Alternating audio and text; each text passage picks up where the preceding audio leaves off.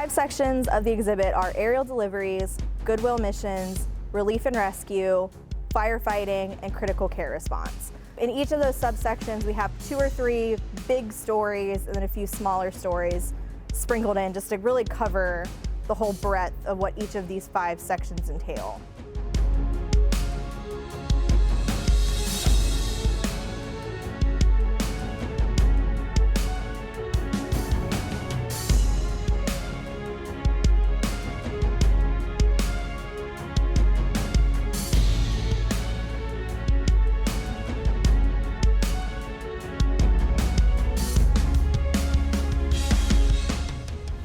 I think this exhibit will appeal to people, and I would invite people to come and see it because it is truly at its very core about people.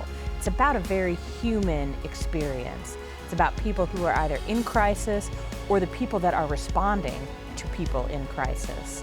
And that's a very human story.